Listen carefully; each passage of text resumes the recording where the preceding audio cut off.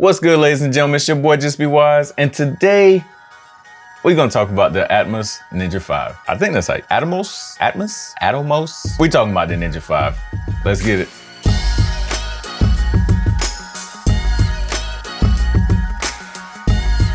All right, so let's hop in and just actually take a look at the Atomos Ninja V, and then we can talk about some of the functionality. So first, this is on the right-hand side.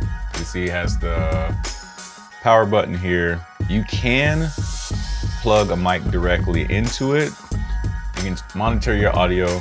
And this remote here is so that you can actually do some remote controlling of cameras.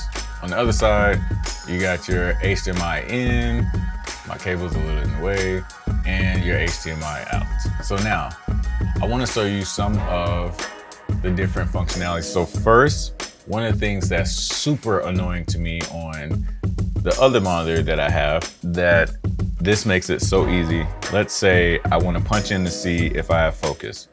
Hit this yellow button right here. It brings up your menus for your display. Bop, 2x zoom. Look at that. It's in focus. What do you know? Okay, boom. Right back out to regular. This is super helpful for me.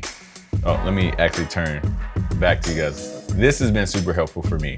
So very, very quickly, I can just go and make my adjustments on my monitor to see what I need to do. Now, there are some other cool features on here that I want to point out as well.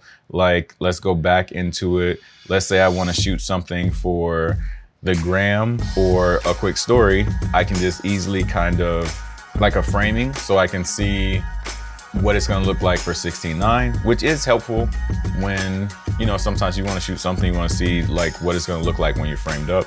So we can take that off. You can do different framing modes, but for right now, just quickly showing you guys, they have a grid on here so you can kind of get your composition. One of the other things I think cool, but one of the things I think is cool is it has this onion skin here. So now, if you don't know what onion skin is, it's pretty much what it would do is take a previous frame that you've saved, and at a lower opacity, it'll overlay that on the screen.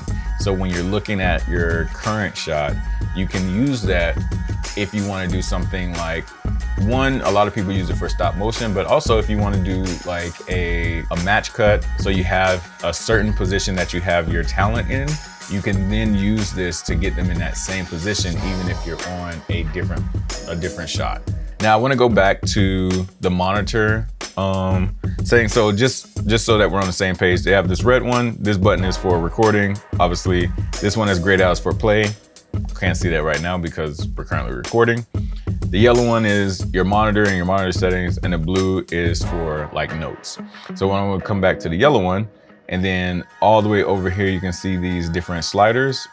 Those are your monitors, so you can pop that open, and we'll start at the beginning. So you can choose how you want your waveform to look, your focus peaking, you can set all that up.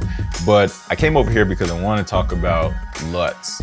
So typically I shoot on a flat profile, which can be difficult to monitor when you're actually filming, maybe harder to get your exposure or different things like that.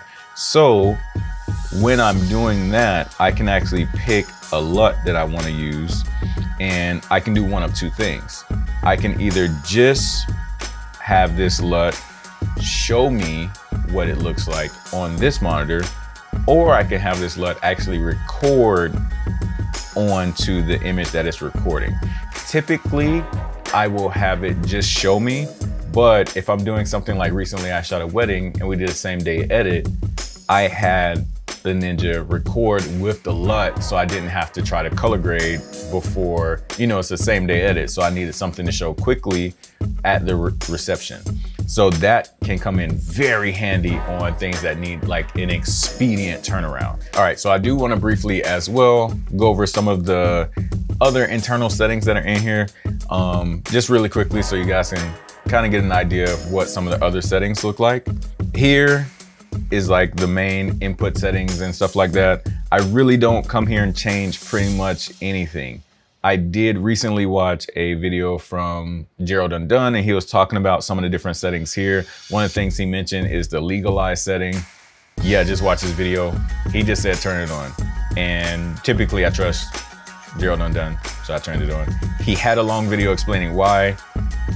A lot of it was over my head, so I just turned it on. So don't judge me.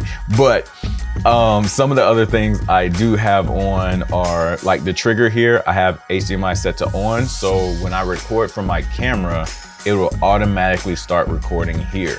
What I don't want to do is have to record there and then remember to hit record here. Sometimes I forget.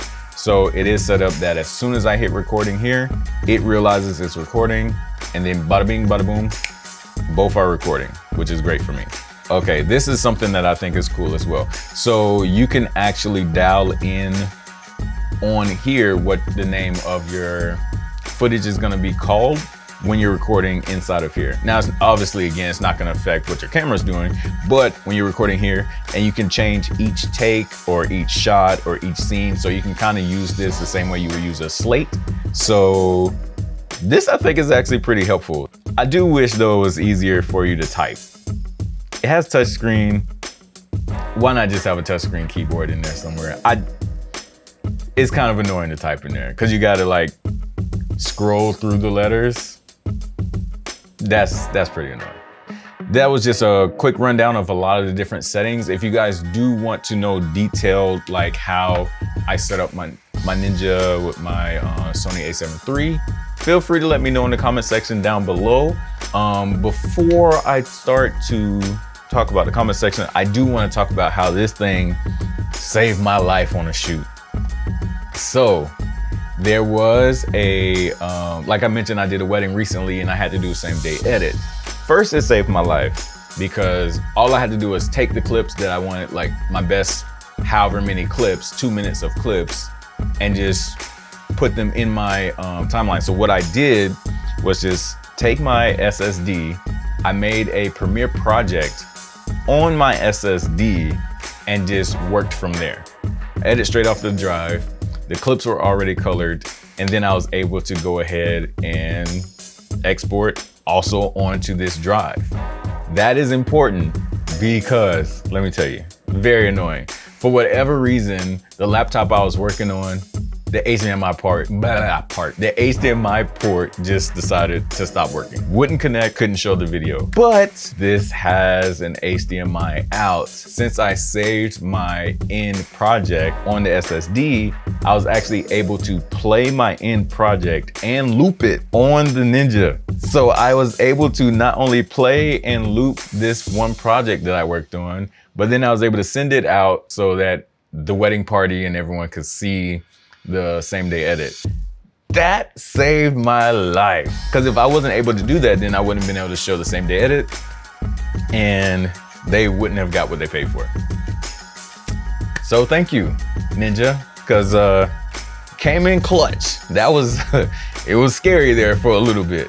Make sure when you guys are looking at different gear and things like that, you think outside the box when you go ahead and get it. Because I know this device, I think it's like 400 bucks, right? When you can get one that's 150. That technically, as far as like, if you're just using it for monitoring purpose, yeah, you save yourself, you know, $250. But there's so much more that you can do with a device like the Ninja that if you are trying to grow and expand your video storytelling capabilities, this may be something that you may want to go on the road for. So it's something that I think is going to help me to unlock different things that I'm doing in the future. And hopefully if you decide to get it, it'll do the same for you. So like I said, if you do have any comments or anything, go ahead and drop that down in the comment section below. And if you're still here, then clearly you must have liked the video. So make sure you go ahead and, you know, like the video. And as always, I gave you guys some tools to create. Now be great. Peace. All right, that felt a lot better. So I knocked off a lot of the rust.